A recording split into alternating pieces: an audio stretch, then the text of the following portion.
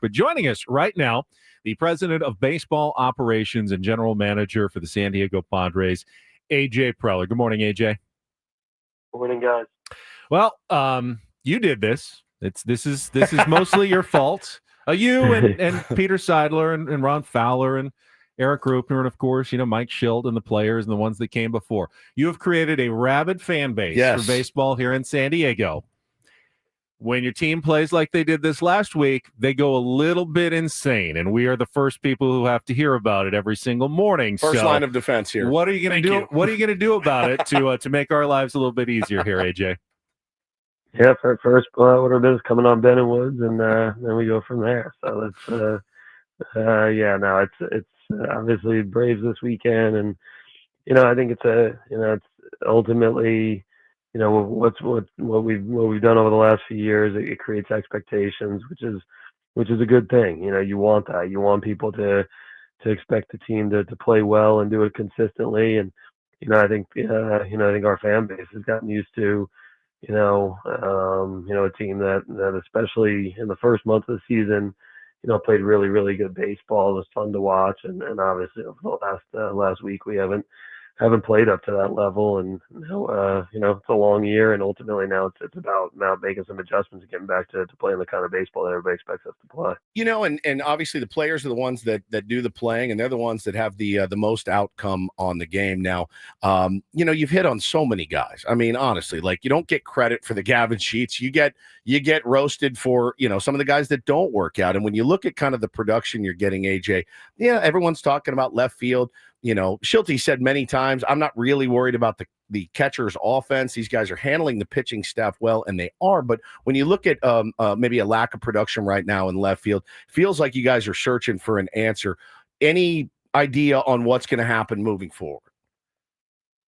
Yeah, I mean, I think it's a combination clearly of our established guys playing at the levels that we're expecting them to play at, and so I think that's part of it is kind of like, making sure that the things that we were doing earlier in the year, we get back to doing that. I think, kind of looking at the style of play that we've played, aggressive brand of ball and play, being aggressive on the base pass, getting back into that area, but also, I think understanding that teams are going to make some adjustments, and then we've got to be a little bit more selective from a pitch standpoint offensively. And then, like you mentioned, in terms of like rounding out the roster and having a team top to bottom, and that can score and score at different points in the lineup. And we knew, left field was going to be kind of an open competition coming into the year. Trying to replace the production Profar gave us last year. And we've gone about looking at some different spots, and that left field and the DH role. Sheets has obviously stepped up.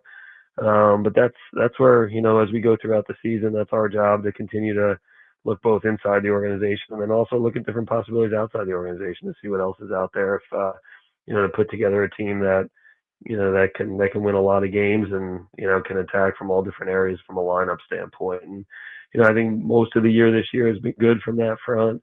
Obviously, over the last week, we haven't really hit on any of those cylinders in terms of, getting the production from all different areas in the lineup. And, I think the left field piece, I think, we'll keep having those conversations and keep challenging the guys in house to see if they can play well. And obviously always keep an eye as we get into the summer months to see what else is there.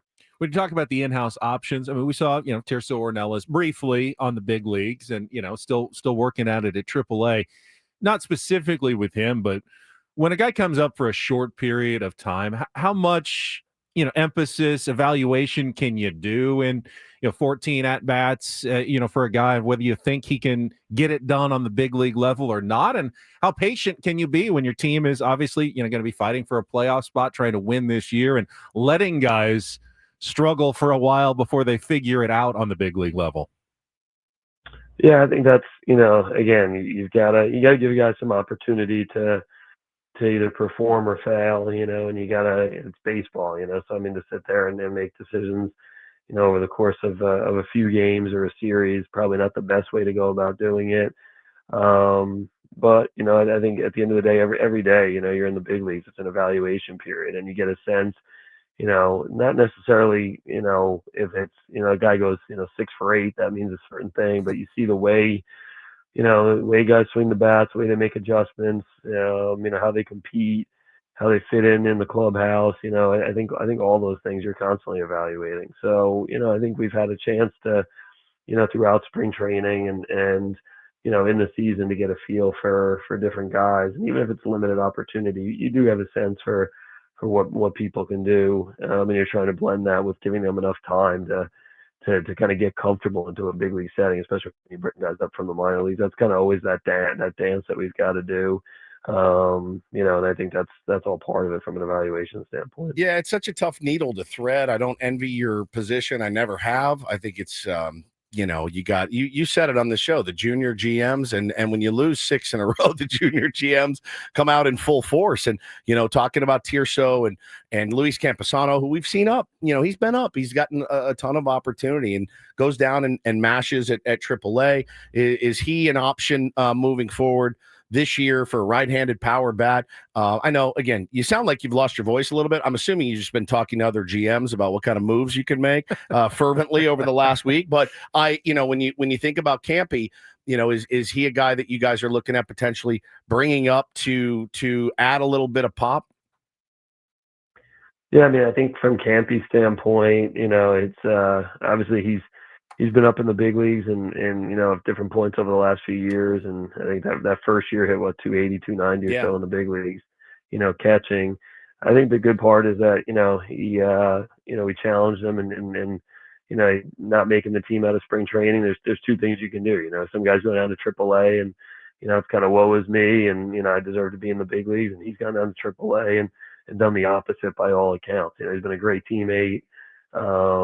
Pete Zamora, the manager down there, talks about him all the time, about some of the things that he's done. And then offensively he's produced, which is a huge part of it. And, he's not chasing, it seems like he's kind of locked into getting his pitch, and he's always been a talented hitter. And we've, again, like you mentioned, so, guys breaking into the big leagues, it's all kind of different time periods about how they, how and when they get going. I think with Campy, he's hit the ball hard. He's hit the ball very hard. He's productive. He's not chasing. Even in the little bit we saw him in the big leagues, he I think it was 4 walks and 1 punch out. And, I think the 1 punch was one of those balls that was probably out of his zone. So, that's productive. And we're going to constantly be looking at that AAA group to see if guys can come in and, and give us some, we've done it so far this year. We've tapped into some guys down there, and, my guess is Campy will get more opportunity, and you force your own opportunity. And the way he's playing, he's considered, he's definitely in our minds, and, he's going to force his way back to the big leagues if he keeps doing what he's doing. Just another quick one for me, AJ. It's AJ Preller on Ben and Woods this morning. We kicked this around. Well, when you lose, 6 games in a row, you got to come up with new stuff to talk about. Everyone's got a solution. And one thing that a listener had brought up, and I can't remember if we've ever asked you about this, and I thought I got to ask him on Friday. When we acquired Jake Cronenworth originally, we were at the very first spring training he was at. We love Crony. Crony's a great dude, great Padre. Having a good season, a good season this year. Somebody brought it up. Why hasn't Crony ever been looked at in the outfield? We've not been shy to move infielders to the outfield. Is that ever been broached with you guys? Like, to me, he looks like he could go out and play left field today. Obviously, middle of the season is a tough call. He's probably going to kill me for asking you this, but I'm sure that seed has been in your brain before. Has that ever been broached with them?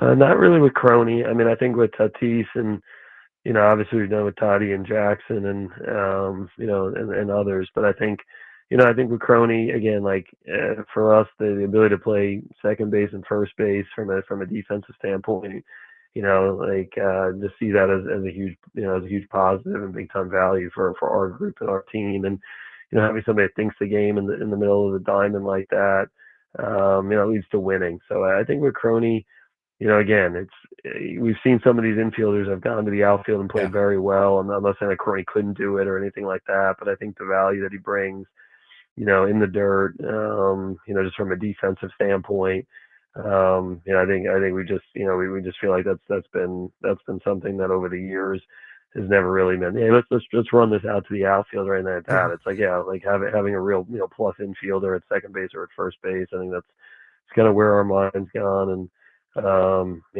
think again, for Schulte and the staff, I think having some consistency in the infield with Crony and Xander up the middle, I think that's where their mind goes All right, in terms of this current roster. Don't tell him I asked you.